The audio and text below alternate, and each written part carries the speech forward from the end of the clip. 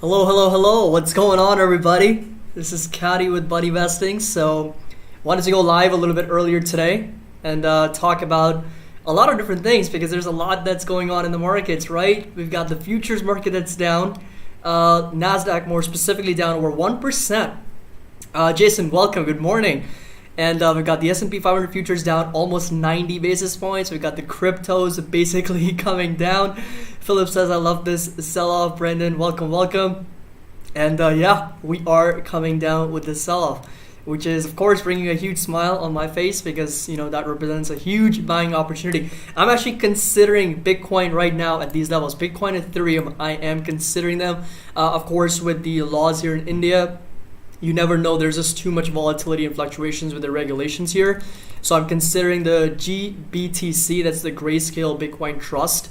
We'll kind of go over that in just a second. I want to get your guys' opinion as well. And if you guys actually are investing in cryptos, let us know in the live chat as well, because we're definitely coming down, you know, off the highs. We're down about 40% for Bitcoin, now under 40K. And for Ethereum, we are down Guten Morgen. Is that how we say it? What language is that, Hamid? Love to know that. But yeah, Ethereum down about under 2,900. So definitely we're seeing, you know, a lot of pullback here. And primarily, you know, that also coming in from the news that China, we heard a few hours ago, they basically said that they won't be accepting any tokens as a form of payment, or the price or the goods and services will not be priced in cryptocurrencies more specifically. So this right here is an article you guys will notice here, you know, on the right. India will regulate crypto as ban talk kind of re-emerges in India. So that's the only reason that I'm like really kind of, you know what to do with cryptos here. That's why I'm considering like their trust. But crypto market cap loses 250 billion in a day as Ethereum slumps below $3,000. Bitcoin price tumbles below 39,000 as correction hits 40%. So yeah, I mean, we're definitely seeing a lot of sort of FUD in the markets, and a lot of these headlines like India would regulate crypto, a ban talk. Again, so we're seeing a lot of that in the crypto markets, right? So Philip says I wouldn't touch Bitcoin. Dutch, okay, that's good. I'm not invested in Coinable, but I don't think the sell-off should be affecting the business valuation. Yeah, I mean, you know, this was all triggered. And by the way, there was a video on YouTube as well that was posted on Wyckoff Trading. A huge shout out to our Discord members for sharing it. You guys should definitely, you know, give it a watch because it was absolutely fantastic. It was posted, I think, about 3 weeks ago, and how this was all orchestrated. So definitely would recommend watching. So Tucker says Bitcoin going under 20,000. That's a pretty steep sell-off, right? So what would that be? That would be like from 60K to 20K. That would put us. Let's take a look. So this right here is going to be Bitcoin. We got the 50 EMA sitting at 32,000. That's kind of like the level that a lot of people think that Bitcoin's going to settle at, close to like $30,000 to like $32,000. It's going to be a drop of roughly around 48%. But 20,000 will put us 67, almost 68% drop. Deepinder says, and crypto was supposed to be a hedge against inflation, right? So this was the real test. This was the real test for Bitcoin, right? So a lot of people that were investing in Bitcoin as a hedge against inflation, this was a real test because we haven't really seen inflation creep up like for the last 10 years, right? We actually did hit a 10-year, 13-year high when you look at the total CPI, the core CPI. So this is the real test for cryptos. And whether they're a hedge against inflation. But again, you know, the narrative keeps changing. Now people are investing it as a store of value, or as a separate currency. Of course, every cryptocurrency has like a different application and different type of like you know, use case to it, like a utility to it. So it really depends, you know, what you're looking at. The IMF is going to discuss Bitcoin, so that's good. So Ether just alert went off. Now almost at 2,800, almost slightly over 2,800 right now, but we're definitely seeing a little bit of a, you know, pullback here. So S&P down about 82 basis points, and Nasdaq a little bit over 1% pre-market.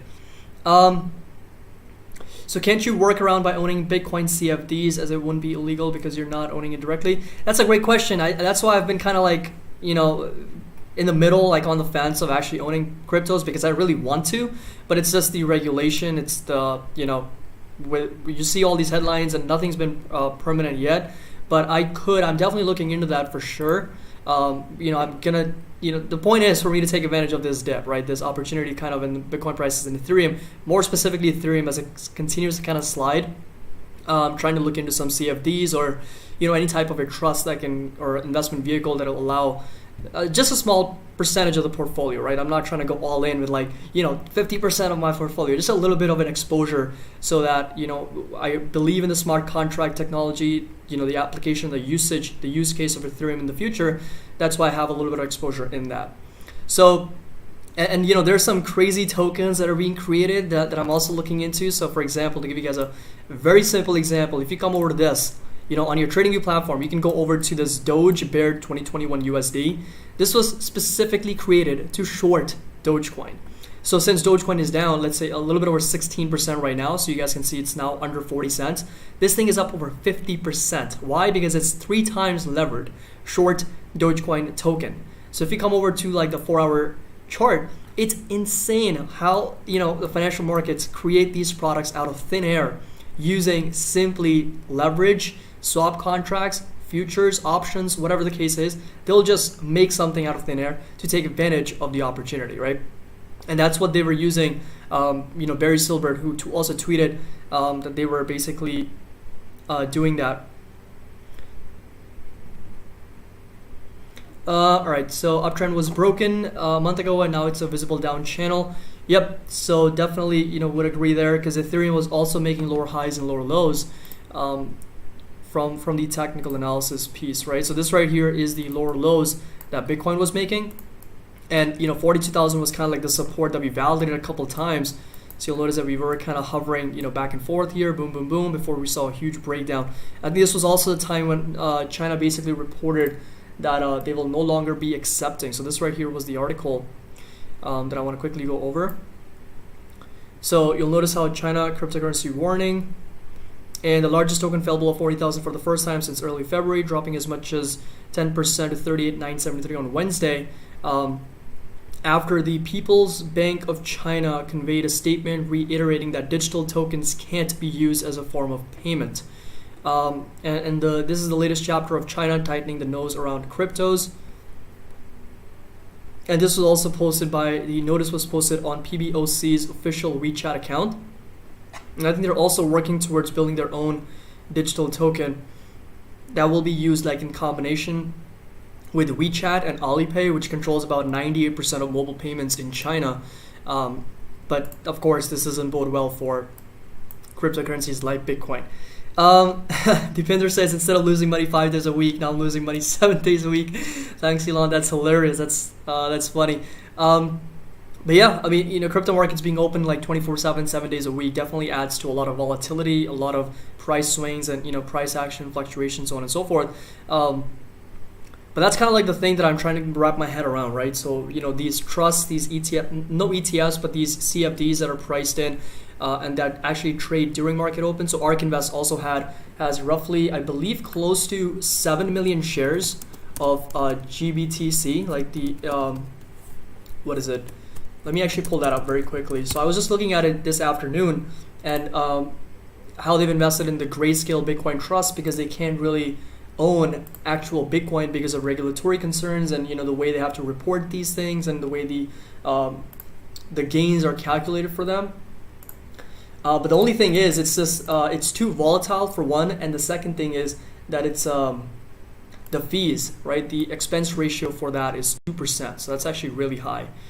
So this right here, if you come down to fund holdings for their next generation internet ETF, I think they have a little bit close to 7 million shares of that. So that's going to be the third holding, Grayscale Bitcoin Trust. Ticker symbol GBTC, and they have just about 6.9 million shares, valued at close to 237 million, just about 4.55%. So this is what I'm considering, and I would love to hear from you guys as well, what your guys' feedback is, and maybe if Ethereum also has something very similar to that, we'll kind of look into that. But this right here is going to be the Grayscale Bitcoin Trust. Definitely has a lot of risks to it, and it's not as liquid. because you'll already tell by looking at the chart itself, and how correlated it is with the price of Bitcoin. Like literally coming in from, what is it, January of 2021. Like had you just bought in at the beginning of January and just held it until like when Bitcoin, that's a 100% increase right away, right? That it's incredibly volatile to begin with. But nonetheless, this right here, let's take a look at the markets pre-market and a lot of those stocks, right? We're going to quickly go over those. So all stocks, we're going to go over to pre-market. Of course, there's a lot of red. There's not as many stocks that are in the green. So Mara and Riot, very obvious reds on pre-market, so down about 7% each. So Jason says, I think Bitcoin is going to make a head and shoulders pattern. Next shoulder starting at 30K, going up after 35K, then down to 10. Wow, that's 10 would be brutal. Would be brutal because not only do we have like a lot of retail investors in this, we also have companies that have invested. I was actually looking at, now Tesla's actually broke even on their initial investment in Bitcoin. Of course, they sold a little bit to net gain of over 100 million. But from the beginning of what their purchase was, I think it was back in February or something, they're now break even at these prices. Below 40K, Tesla's break even. Square, in fact, even lost, I think, $10 million or something like that. That's going to be a huge kind of like a drawdown for these companies' balance sheets. I mean, even though it's a very small amount, but still, like, 1.5 billion is relative to what the company size is for Tesla, and Square's investment in Bitcoin is not that big of a deal, but it's still a lot of money that can move the markets, right? But nonetheless, Marathon, Riot, they are down over 7% each. We've got AMC down over 4%. AMC was actually up 11% yesterday, pre-market, trading all the way as like $15. And then it kind of pulled back. But right now we're kind of hitting this double top resistance here, right, for AMC. This was exactly the level that we kind of traded coming in from March 18th, right? March 18th, 20th, we saw like a volume spike for AMC. Then we kind of pulled back, consolidated sideways for months before having another potential short squeeze that we're seeing. And then we kind of got tapped out at those levels. And right now we are down roughly 4%. Coinbase, again, struggling, down about 3.72%. Continuing to make all-time lows for this stock, right? I can't even believe it was trading as high as 429, and just a few weeks later, it's now down to like 239, 229 pre-market. And of course, ARK Invest continues to buy more and more of Coinbase, so much so that they're liquidating their entire stake in Apple, which I'm not fully convinced that's the right decision. But Microvision, down about 3.45% here. I'm just going through the live comments here. Man, what to do with Tesla? Now way below my cost basis. Albert, that's a great question, and a lot of Tesla shareholders like myself, we're kind of, I still believe in the long-term vision of the company, right? Let me be clear. So Tesla as a company, in my opinion, is still going to be a very, very strong winner in the electric vehicle space.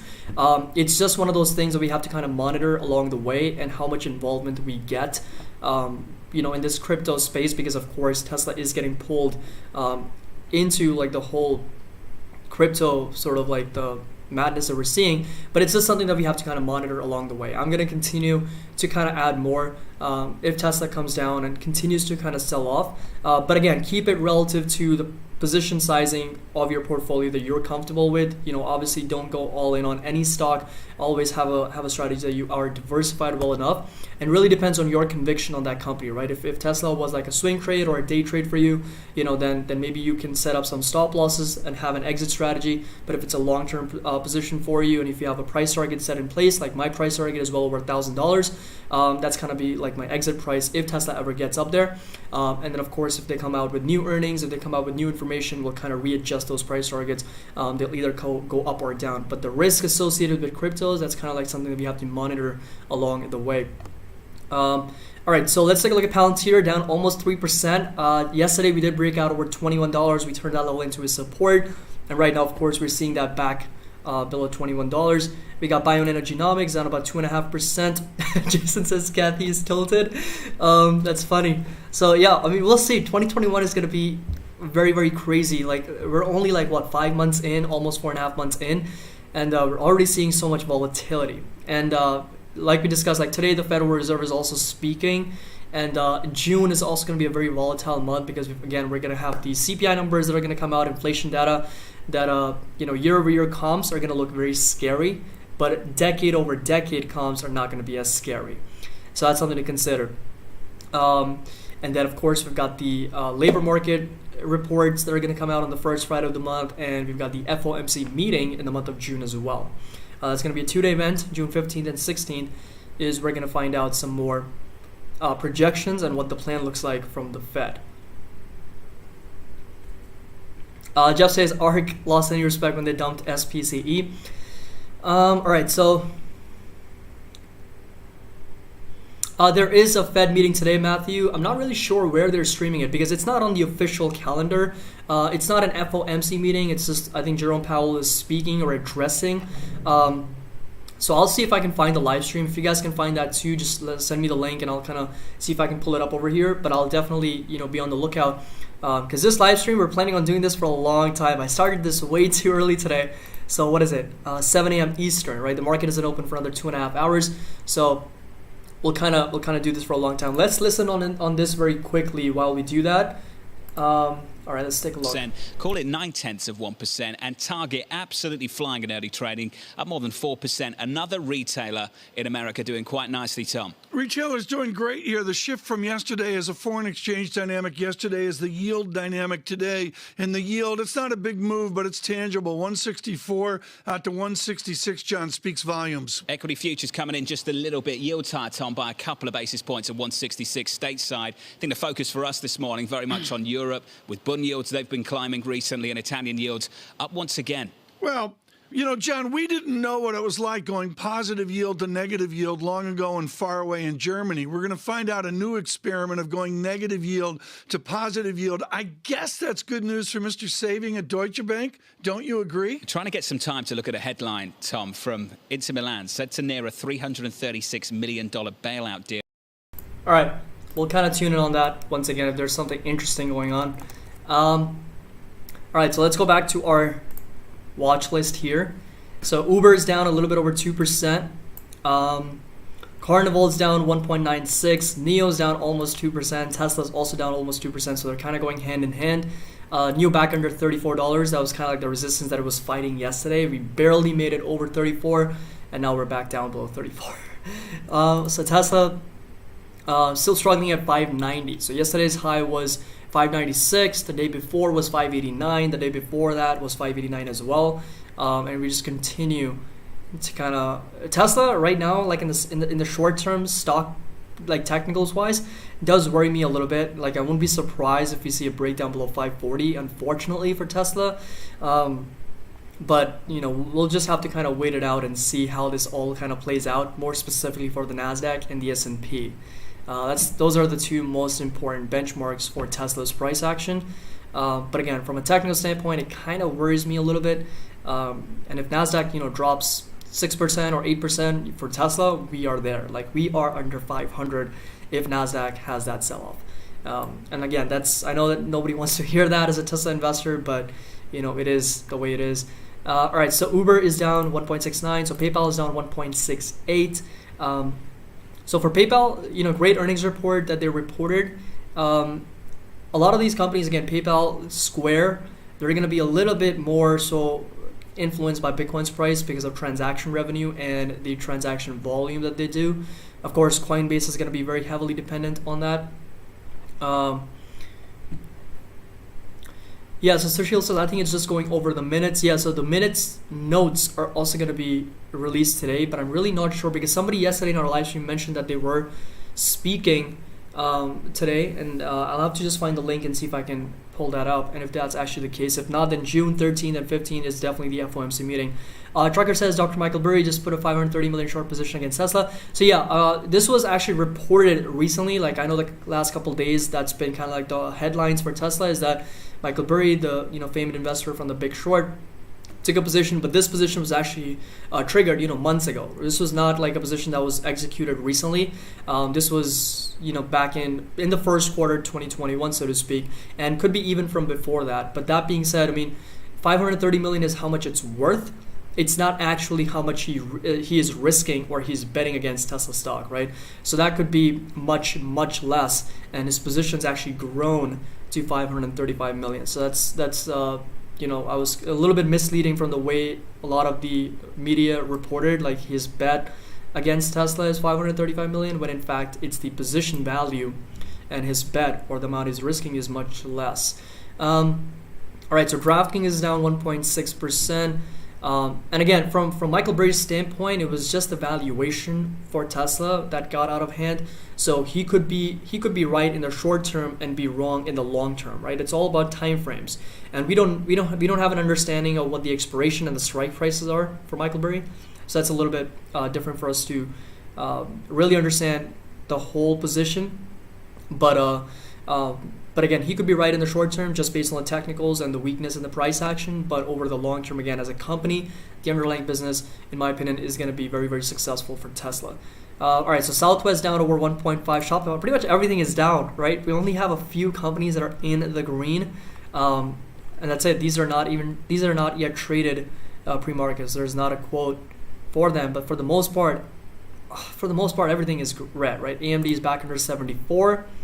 We got Apple down over 1%. Tattooed Chef had a great day yesterday. It was up over 10%. And right now it's down a little bit over 1% here. All right, so let's take a look here. So, all right. Will NIO follow Tesla if Tesla falls? It's kind of been the EV sector have, really been like trading together. So they've kind of been back and forth. All right, so 2 p.m. if you have the Fed minutes is what they're saying here. Let me take a look. Next year. Tom, as you know, the history of all of this is when you get a dovish message from the news conference, maybe from the statement, usually the minutes is a platform to let the hawks dance a little bit. I have to say, I can only identify one hawk out there right now, isn't it, Mr. Kaplan? And basically nobody else. It's just levels of dovishness. John, to the German move in yields, I'm sorry, the market is your big hawk right now. I mean, the market is acting as a surrogate hawk, and we've seen that before. That's not unusual. I see that in Italy too. I'm telling you, I think the ECB is the more interesting one next month. And I'm not just trying to be controversial for the sake of being controversial. I just think the ECB has got a lot to grapple with. I thought you meant Harry Kane. And the ECB does not have the framework that the Federal Reserve has either. It doesn't have that framework to lean on. It doesn't have that framework that binds the hands of everyone on the governing council. It's very different. Right, so we do have the Fed minutes at 2 p.m. At 2 p.m. is going to be way, way far out. It's going to be 2 p.m. Eastern, so we'll see if we can pull that up later. But also, guys, don't forget to like the video. It really helps out the channel in a tremendous way. Right now, we are sitting at just about under 50 likes. And we have 360 people watching, so I would really appreciate it if you guys can get that number up to at least 200, if not over 300. So definitely helps out the channel in a tremendous way. So thank you so much. All right, so we're gonna break down a lot of the stocks, right? We're gonna break down a lot of stocks like we did yesterday. We're gonna bring out our notepad and we're gonna go over one by one to basically identify some support levels that a lot of these stocks need to kind of validate today, to have some type of consolidation remainder of this week, or a resistance that we can potentially see a breakout over for us to see any type of a trend reversal. So we'll start that very soon. But for the most part, the state of the market is over here. Nasdaq futures still down a little bit over 1%. And we got the S&P 500 futures down about 80 basis points. And we got Ethereum just a little bit over 2,800. So, and Bitcoin is just over 39,000. So what do we think about the American EVs? Biden now talking about Ford EVs, and GM has been promoting their EVs as well. So that's a great question. In my opinion, the technology, as much as I'm aware of and I've learned about it, the technology is not close to Tesla or NIO when it comes to the battery technology and the vehicle design. But I was also reading a lot of different stuff about how there's a lot of Ford vehicles and also Tesla vehicles that are just in these parking lots waiting parts because of the supply chain issues. So that's a different issue, because on a more macro level, of course, there's been a lot of supply chain issues and chip shortages. That's what's causing delayed deliveries and for a lot of those companies, which I also think is very temporary in nature. Right, it's not going to be there 6 months from now. At least I hope so. And if not, at least a year from now, maybe a couple of years from now, it's all temporary in nature, and we're gonna be on this trajectory where EV adoption is still on track to fulfilling over time. So no, I'm not in Japan. I'm in India. So Japan time is even further forward, right? So I think it's probably like it's gonna be. I think it's gonna be plus a lot more than that. But yeah, these delicious discounts, I love it. All right, so let's break down some stocks here. All right, we'll get that started, and all right, what are we starting with, guys? SPY, QQQ, those two right there.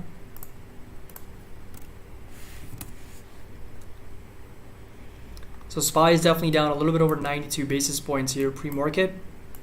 We got a support at 397, but the first one is going to be the 50 EMA, right? That's going to be the yellow line you guys see on the chart. Like historically, we've kind of validated that level, time and time again. So once, twice, 3 times, 4 times, like consistently, we kind of validated that level. So that right there is going to be the level as a support, at least in the short term, close to 406. All the way as low as 397. And resistance for the like in the short term is gonna be 417. Kind of like resistance here that we got tapped out at, and then a couple of times we kind of touched. On the weekly chart, I still want to address that we're still due for some correction here. Talking about the RSI, the MACD, we talked about it on the weekly chart here. Was it here? Yep. So it was here. So if you look at the SPX, on the weekly chart, you'll notice that we are still hitting the upper band of this uptrending channel, and the RSI is again a little bit on the overbought side, right? Every time we have historically became overbought, we've seen some type of a pullback. And yesterday's drop, considering today's drop, we're potentially going to see a bearish cross below the signal line for the MACD, and of course the RSI is also coming down. Ooh, another trigger on Doge. Let's take a look at what that was. So Dogecoin is at 39.8. All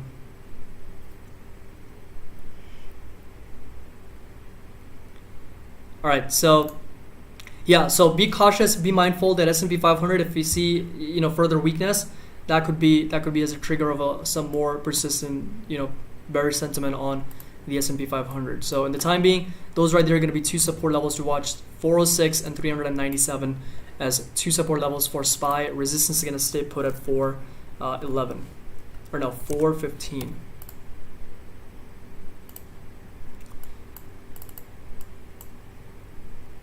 417. So we'll keep that intact. All right, next up we got QQQs. And QQQs definitely have a little bit of a different story here. We're definitely seeing, we did make all-time highs for the NASDAQ, but right now we're seeing more of a bigger correction relative to the S&P 500. So we're almost down a little bit over 7.5%. And again, over 10%, we're going to be in the correction territory. Over 20%, we're going to be in a bull or like a full bear market for the NASDAQ. So not quite a correction yet, but the support level to watch is going to be 310. That's going to be close to about 13,000 on the NASDAQ index itself. All right, Phantom, VET, BTT, and ARK. I'll take a look at those. Is VET, are any of those like cryptocurrencies for VET and BTT, like ARK? Are any of those cryptocurrencies? So support level 310. And let's take a look at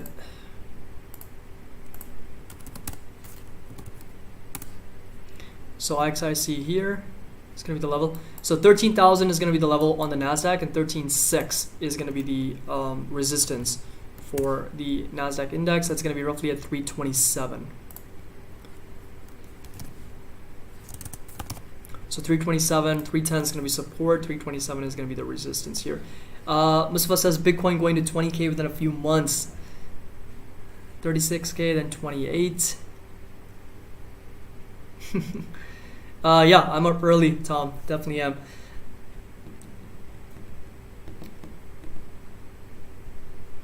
All right, next up, what do we got? Tesla. So let's get those out of the way first. Tesla, NIO. We'll cover Square. Let's cover PayPal here. Put some support resistance levels for those. And I'll make a column for cryptos. So we'll cover Bitcoin. Actually, Bitcoin and Ethereum, Dogecoin, they all need new support levels, right? Why? Because we are coming down. Bitcoin actually does have one. I'll cover Ethereum and I'll cover Doge. And we'll cover more stocks. Yes, VET and the rest are all cryptocurrencies. All right, so I'll take a look at those, definitely. So next up we got Tesla. Tesla still has that resistance at 590 and the support at 540. What do you guys think? Are we gonna see a breakdown below 540 for Tesla? What are your thoughts? What are your guys' thoughts here? Is Tesla going down below 540 or are we gonna hold up above $540?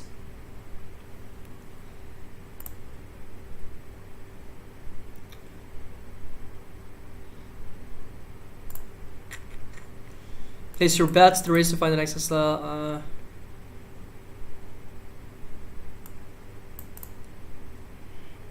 So no, hell no. Hold up, so 540 is still. So yeah, I mean, right now, nothing's unchanged. Tesla's analysis, we got a failed breakout over 596 the past 3 days. We tried. Yesterday's high was 596. We weren't able to close above that level. So Tesla's support still sits at 540.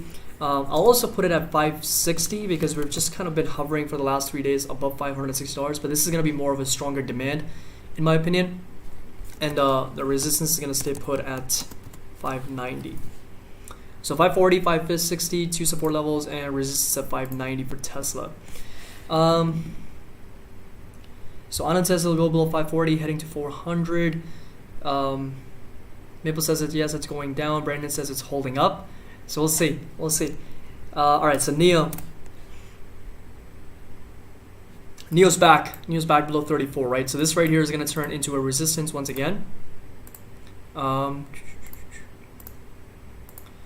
So that right there. For the last few months, you guys may have noticed like a lot of these companies are not trading on their own fundamentals, but they're just getting dragged by the macros, right? If the broader markets are doing something, unfortunately, that's what these stocks are doing, and they're not actually trading on their own, right? In the past, what we saw, like more specifically in 2020 and even in like the beginning of 2021, we saw like individual stocks go up or down based on their actual, fundamentals, press releases, earnings, performance, whatever the case may be. And now what we're seeing is everything's moving in one direction, right? It's like a tide that's moving. Like tech and growth, they all like kind of move together. Value cyclicals, they all move together. That's the whole macro backdrop that we're seeing in terms of like inflation fears, unemployment, and that's why it's creating a lot of opportunities in the markets as well, because a lot of things, in my opinion, are getting mispriced and out of like, falling out of tangent here because they don't deserve to be this low, but they are trading this low because of the macro environment that we're in. But for Neo, keep a close eye at like $30, and resistance is now going to stay put at 34. So 30 and resistance is going to stay at $34.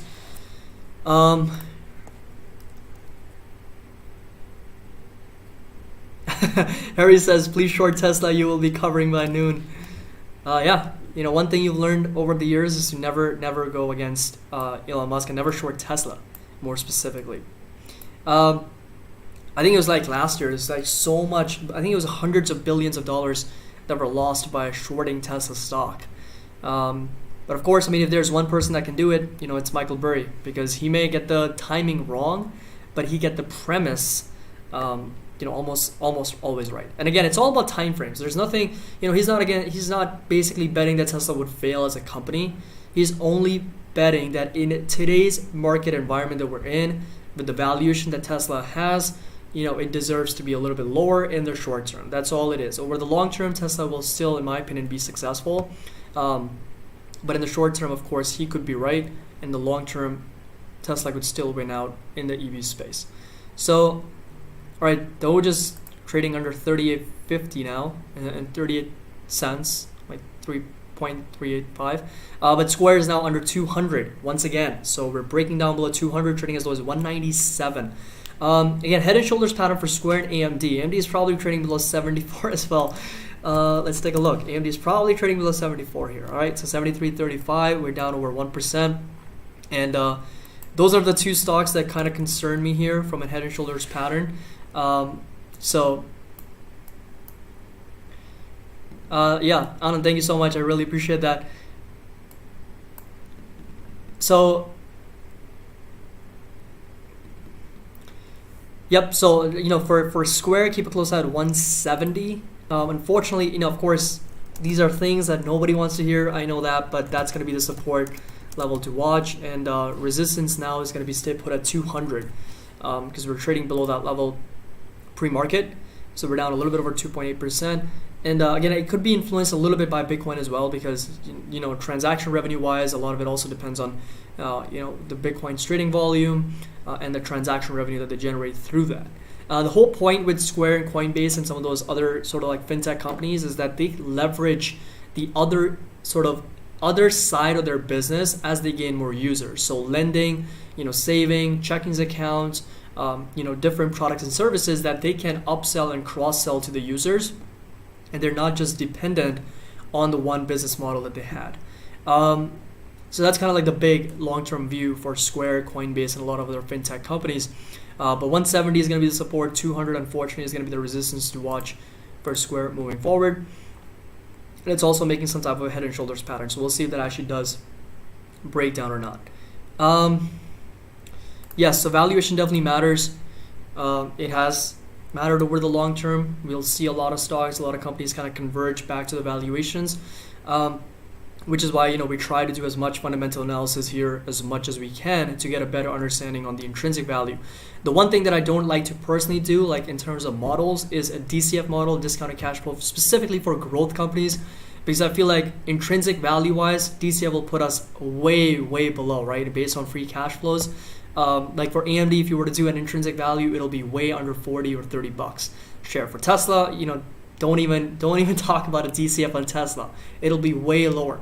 That's why it's more appropriate to base them off of future multiples, like forward PE or forward price to sales, and then base your target off of a multiple that's more appropriate for the industry as a whole.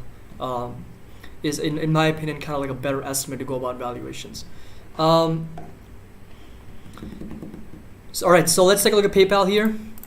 So PayPal, I think next support is going to be 225.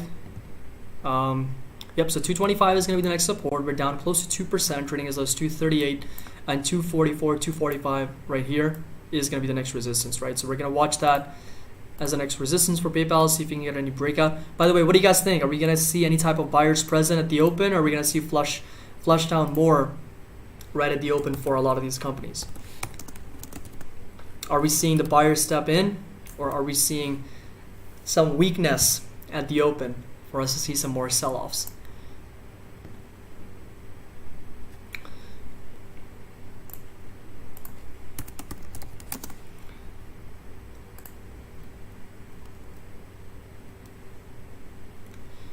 Yeah, Chris, so I think we just went over it in the beginning of the live stream, is how China is basically reiterated that they're not going to be accepting any digital tokens as form of payments, and they're working like towards building their own, and it's going to be used in conjunction with Alipay and WeChat.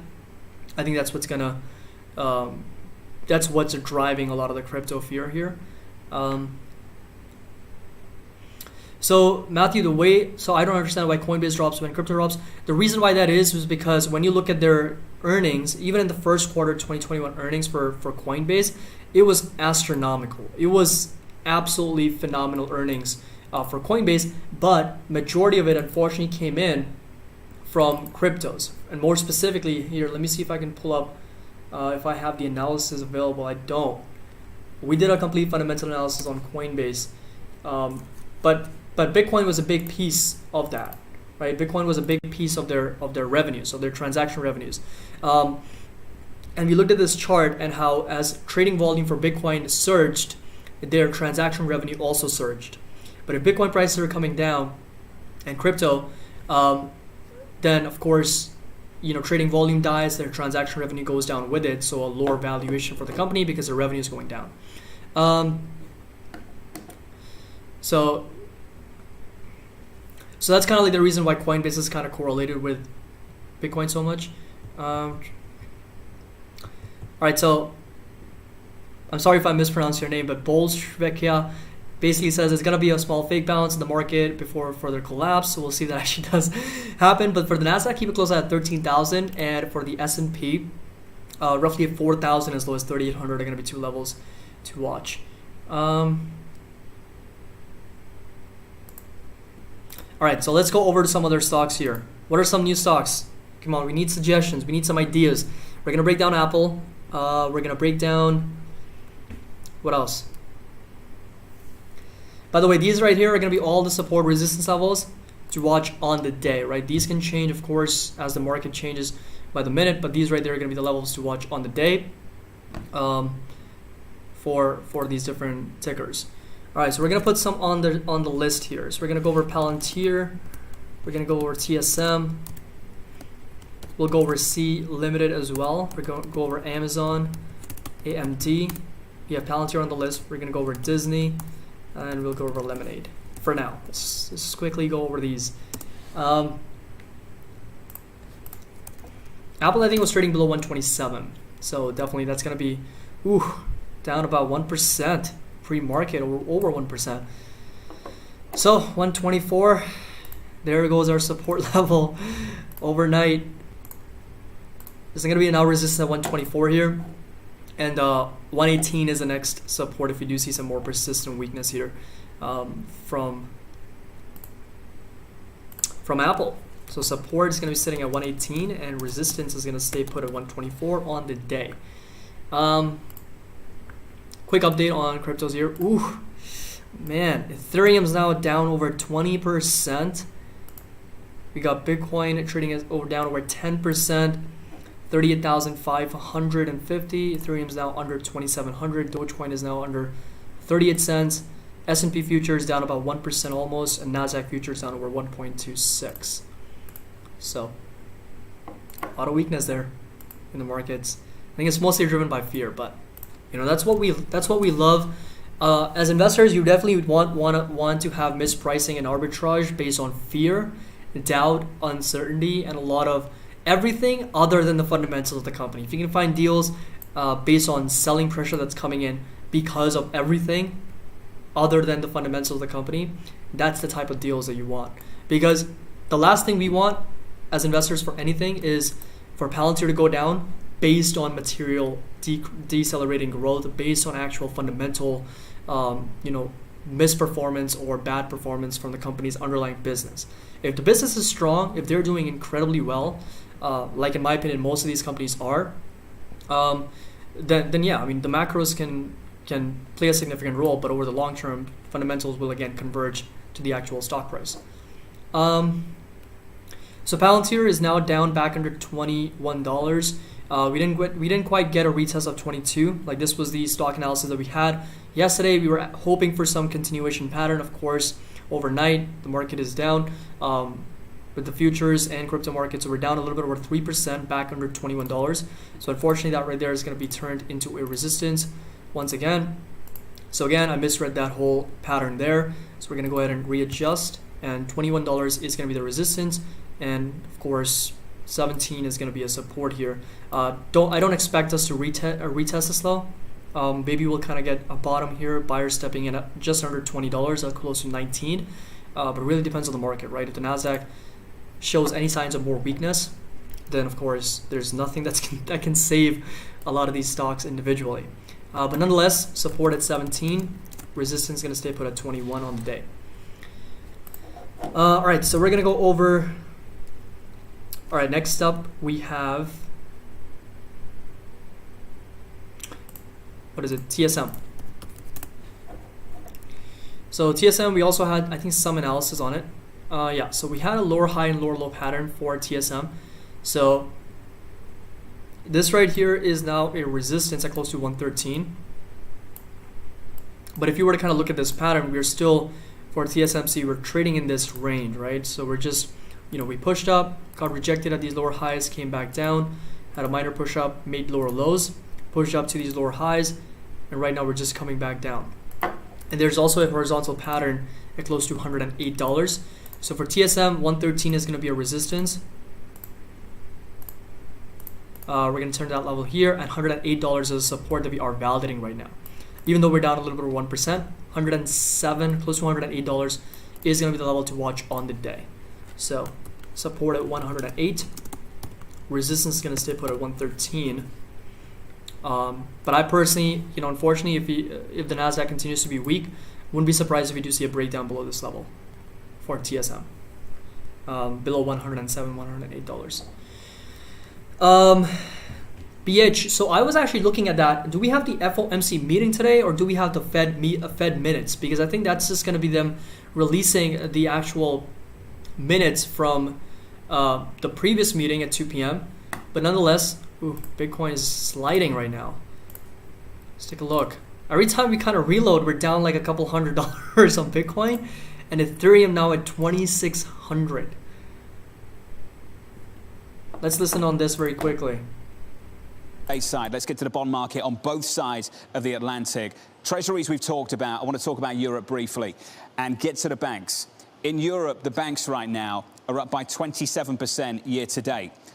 In America, the banks right now are up by 34% year to date.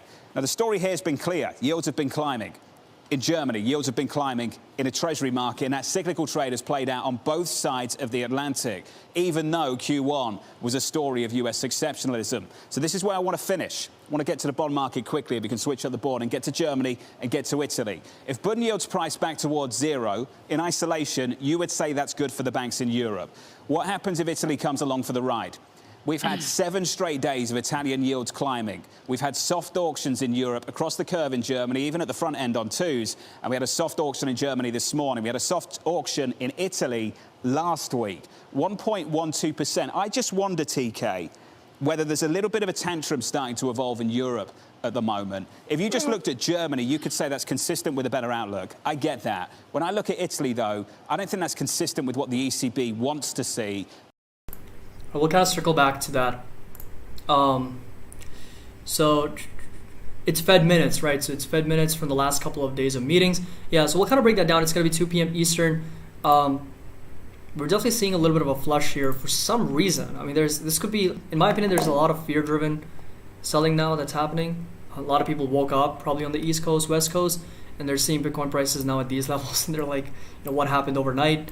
That could be something that's driving a lot of selling pressure now, with Ether now just a little bit over 2,500, down almost 26%, and Bitcoin's down over 14.8%. That is scary. All right, so for TSM, keep a close eye at $108 support, $113 resistance. I'm not sure if I've actually covered C Limited here ever before. But we are down over 2.8%. So from what I can tell, there is going to be some support at close to like $204. So that right there is going to be some support to previous resistance, validated support here once, twice, 3 times, 4 times. Man, these alerts just don't stop going off.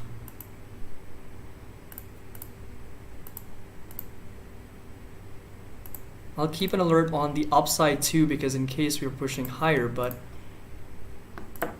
anyway, so $204 is going to be some type of a support here for C Limited, and resistance is going to stay put at 238, and that's going to be aligned kind of like with this previous resistance. We got rejected back in January, another time double top resistance in March, and kind of aligned with those moving averages. So support at 204, and resistance is going to stay put at close to 238.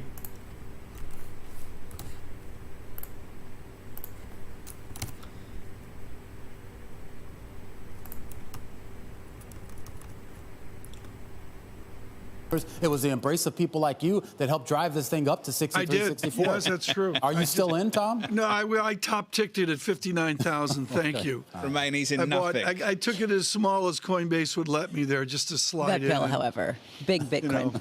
Big Bitcoin Nail investor. that puppy. Bitcoin down about 10% since the 4 o'clock hour this morning, right now with a 37 handle, 36,000 handle moments ago. Right now, and this Romain, is thank really, you. yeah, Romain, thank you. You're welcome, John. I appreciate that someone thanks me. There are some manners on this program, I assure you. Don't Are worry. there? Yeah, Bitcoin will be Somewhere. 29,000 Really? by the time we get to the close this afternoon. Right now, and this is important, Jane Foley joins from Rabobank, and what is fabulous about her work is she's always looking at the synthesis. It's just not about gaming what sterling's going to do or gaming what the dollar's going to do. It's a synthesis.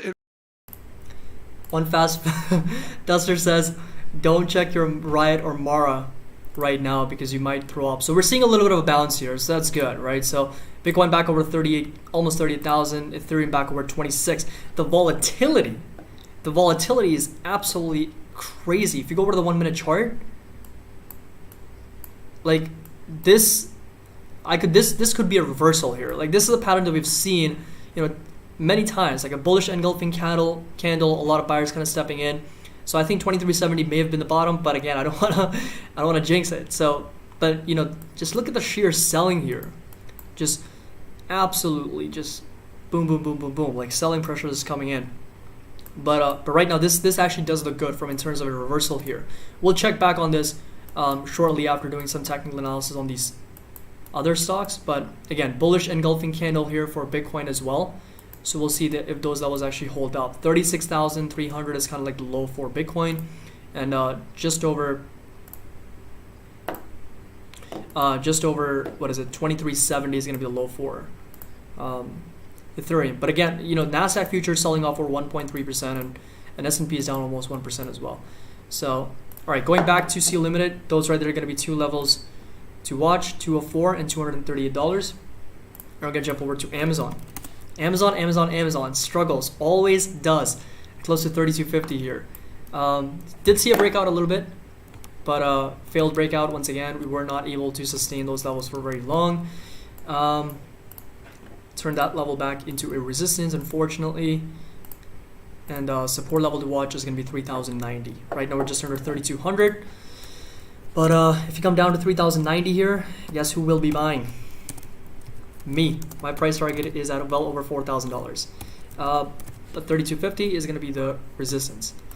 All right, so AMD we've already covered. Unfortunately, $74 is going to be the next resistance right now because we're trading below that level. One thing I do want to point out for Square and for Advanced Micro Devices, both of them, is that I personally don't, even though from a technical standpoint, it may suggest that $59 or $60 is the next support for Advanced Micro Devices, considering that that's the level that we've previously found resistance at. So if you do see a breakdown, technically speaking, wouldn't be surprised if you do see a flush all the way down to that level. But logically speaking, there's going to be buyers present at these levels. If you see a breakdown below 74, right now AMD's market cap is already almost at 90 billion, which heavily undervalued if you ask me. But if you see a breakdown down to 65, $60, I see buyers present in between these two levels. So even though the next support I'm going to mark up at $59 or $60, logically I fully expect there's going to be buyers present at these levels because that's going to be a ridiculous drop from all-time highs, almost 40%. That's why I personally don't see that happening for Advanced Micro Devices. So for AMD, we're going to put the support at $60. Resistance on the day at 74. We'll see if that we actually regain that support on the day. But we'll see.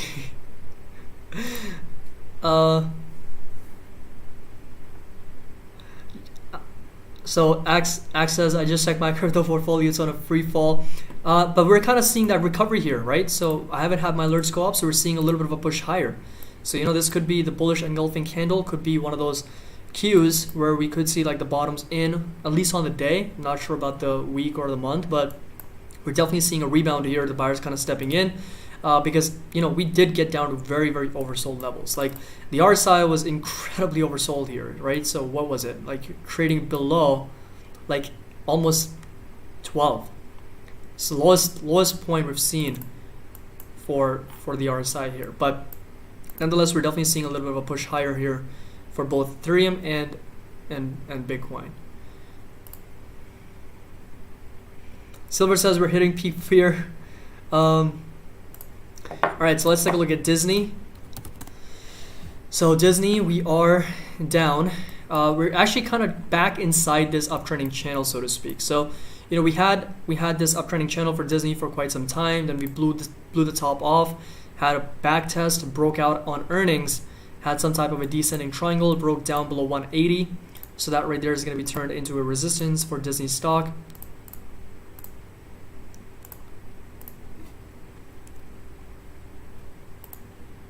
And the support is going to stay put at close to 150, 160. 160 levels. That's going to be aligned here. Again, previous support validated. So for Disney, 160 is going to be the support. Resistance sitting at 180. And right now, pre-market, we are down a little bit over 1.2%, just at 167. So Amazon has rumors of buying MGM. I saw this as a price dip for Amazon in the short term. Yeah, I read that too. They were looking into buying MGM. So, all right, we're gonna take some new stock suggestions right after Lemonade here, and let's take a look at the crypto markets right after this one. But Lemonade also has been on quite a bit of a free fall here, breaking down below this downtrending channel. There was some bullish divergence from Lemonade, so we'll see if we actually break out over $80 as well. So that right there is going to be the resistance to watch for Lemonade. Again, previous support, kind of like a triple bottom that we broke down below. And the support level is actually going to be at close to $60, 57 or close to 56, I want to say. So this level right here, kind of validated from August and July of 2020. So those right there are going to be two levels to watch. So for Lemonade, we're going to put down support at 56 and resistance at close to $80. That's also going to be aligned with that 21 EMA, so we definitely need to see a breakout over that level for Lemonade to have any more trend reversal. But right now, down about 4% pre-market, kind of. Imran says, just woke up. What happened to Bitcoin? A lot happened. But yeah, we're definitely seeing a push higher, right, for Bitcoin. So we're not, and for Ethereum. And of course, that's coming out of NASDAQ and the S&P 500. Why? The S&P future is now down over 1%, and the NASDAQ future is down over 1.4, almost 1.5%. Let's take a look at the 5-minute chart here. So look at the inverted hammer candle on the 5-minute. Like, look at that, right? Massive inverted hammer candle. That just goes to show that buyers stepped in. Buyers stepped in like crazy, right? So there was so much buying coming in at those levels for both Ethereum and Bitcoin, right? So on the day, in my strong opinion, just based on the technicals, the bottom may be in for Ethereum at close to 2370, and for Bitcoin at close to 36,300. But of course, at the expense of the NASDAQ futures now down almost 1.5%, and the S&P 500 futures down over 1%. All right, nice short-term bounce. Yeah, so again, we'll see if we actually do end up making lower lows. I'll have my alerts set up. I'll bring that up in case we do. All right, so going back to this. So Apple, Arnold, we already covered. So these are all the stocks that we have went over so far. And you're more than welcome to kind of go back and check those out. Mara is down over 12.7, Riot down over 9%. Phew. 9% down. Definitely quite a bit of pullback here. So for Riot, keep a close eye at this level at close to $17.50 or close to $18. This is kind of like a derivative, so it's like it's almost as if it's pointless to actually do any technical analysis on any type of an index or an ETF, because it's all dependent on the underlying benchmark or the underlying stocks, so to speak. So if you're talking about the S&P 500, it's going to be the underlying 500 companies that you're trying to understand collectively. So there's not really a demand-supply equation there for an ETF or an index, but it's always good to understand those psychological levels, which a lot of people may be watching, but it's mostly based on the underlying index. In this case, Riot, yes, we can make an argument that $16.50 or $17 may act as some type of a support, but again, it really depends on the price of Bitcoin, because again, this is some type of a derivative. It's deriving its value based on the underlying prices of Bitcoin. So keep a close eye at $17, but again, the prices of Bitcoin are going to be more influenced for the support and resistance for this. And $30 is going to be some type of a resistance to watch for Riot. And then we're going to add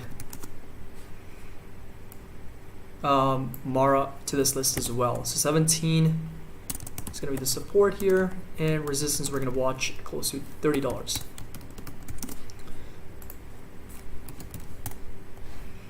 So Carlin says they say Bitcoin's going to hit 30K. So this right here was my analysis. if I were to kind of bring this chart up on Bitcoin. So let's go over to the 4-hour chart. So yeah, 30,000 was kind of like my estimate if we saw a breakdown below 42,000, which we did, right? So this right here, lower lows, lower lows, lower lows. 42,000 did held up for quite some time. So this right here was kind of holding up for some time before we saw a breakdown today. So 36,000 was the low on the day, but 30,000 is just based on the technicals on the daily chart. You'll notice that's the level that we kind of triggered back in January. This right here back in January 22nd, late January as well. So triple bottom here at 30,000 before we kind of broke out finally from that resistance of 42,000. So this right here, you know, resistance here, we kind of came back down, retested, and boom, huge breakout, pushed higher, back tested that or resistance as a support before pushing higher even further. The one thing I do want to point out is the RSI was way too over, sort of like starting to make these bullish, bearish divergence, right? Negative divergence as the price continues higher, we're making lower highs. So the next support, unfortunately, according to my estimate, is at 30,000 because that is the previous support. But again, it's so oversold at these levels that a lot of people are going to be looking at these prices. They're going to be, you know, because the people that missed out, they are going to see these prices being very attractive. And there are going to be some buyers present at these levels. It's the same thing that I just said about AMD as well and Square. Even though the next support on a technical level may be farther lower, much lower, but that doesn't take away from the fact that logically there's going to be buyers present at much higher prices. So that could result in us finding a new support in between these two levels, right? Between 30 and 42,000.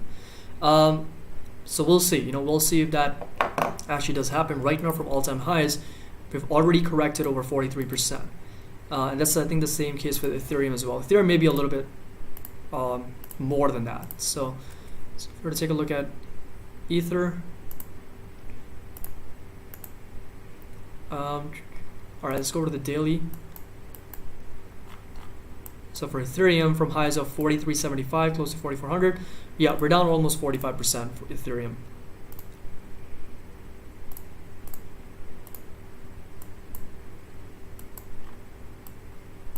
So on the 30-minute chart as well, we're seeing a massive doji candle here. Look at this candle.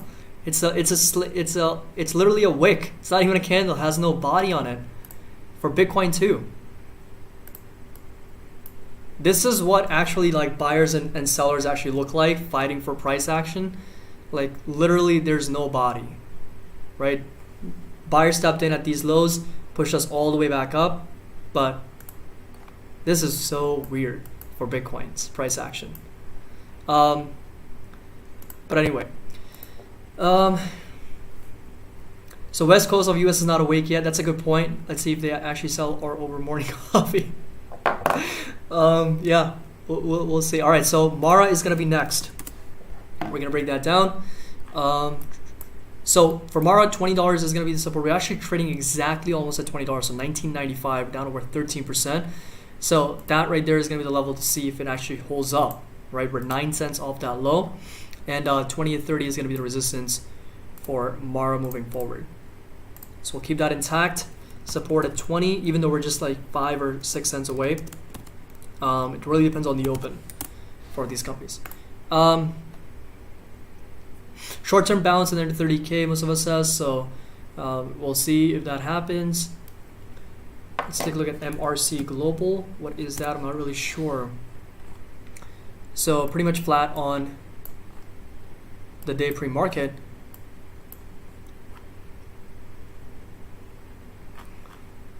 All right, just from a technical standpoint, there was like a bull flag forming over here. So we were kind of going back and forth in between this range before having a breakout. And resistance to watch on the day, kind of like a double top here, is going to be 12.25. And the support is going to sit at $9.75, like $10. It's going to be the level to watch over here for this if we do see any type of a weakness for MRC, right? So that right there is going to be the support. Talking about the RSI, the MACD, it's a little bit on the overbought side, so you want to be very mindful. Again, it really depends on your sort of short-term swing trade or long-term projections. If this is a long-term play, then $10 may be like an add money to play here. So if it does come down, to $10, that's going to be a correction of good over 12.5%. that could be an opportunity to kind of add more. The RSI and the MACD do point to some more pullbacks for this, right? Because we are very, very overbought. So $10 support and 12.25 is going to be the resistance to watch for MRC. And 12.25. And so technicals do suggest that we're entering a bear market or a big correction again. QQQ and SPY are showing some weakness, but we'll see. So definitely, I mean, for the NASDAQ, for us to achieve some type of a correction territory, so let's take a look. For the NASDAQ, we are already down over 6.39%. Let's add in another 1.5 because that's what QQQ is down. So we're down roughly 7.3, 7.4%. If we hit over 12,800, so this right here, right? This is going to be the tipping point. So if we break down below 12.8, that's going to be a correction territory for the NASDAQ. So NASDAQ, of course, has been really, really weak compared with the S&P 500 because of the tech rotation away from growth. So that's going to be the level below 12,800. That's going to be a correction over 10%. And for SPX, we're not quite there yet. It would have to come down significantly to, want to say, lows of over 3,800. Even down even further, close to below 3,800 levels for us to see any type of a correction in the S&P 500. And that would basically will kind of trigger a lot of concerns in the market, right? And that's kind of like the world that we live in, right? 2%, 3% drops in the S&P or the NASDAQ and everybody kind of panics and loses their mind. Like this happens routinely over several years, several months, happens like a lot than we can actually imagine, right? It happens a lot of times. But one thing that we haven't gone over today is going to be the VIX. We are up over 8% on the volatility on the S&P 500. So we're back over 20. So we'll turn that level into a support. And 24.5 is going to be the resistance right here. So for the VIX, we're going to put that on the list. Support at 20, resistance at 24.5. What do you guys think? Are we going to see a retest of 30? Are we going to see a retest of 40 levels? What do you guys think?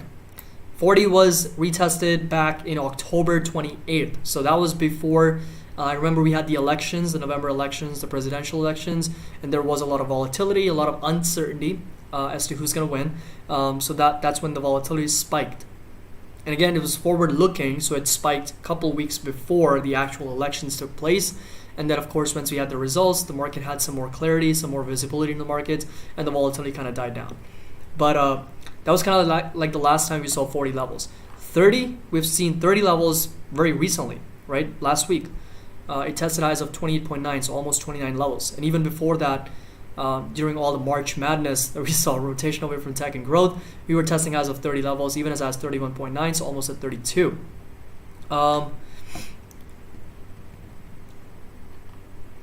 So what do you guys think for the VIX? It's up over 8.7%. And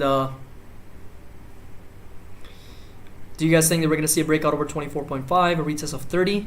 Does anybody think that we're going to see a retest of 40 levels?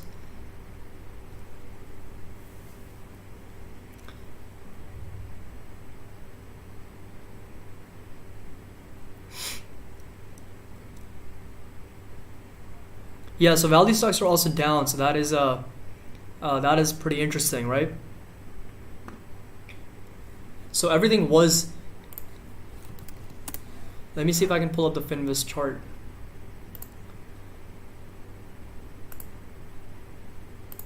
All right, let's listen on this because they're talking about the potential.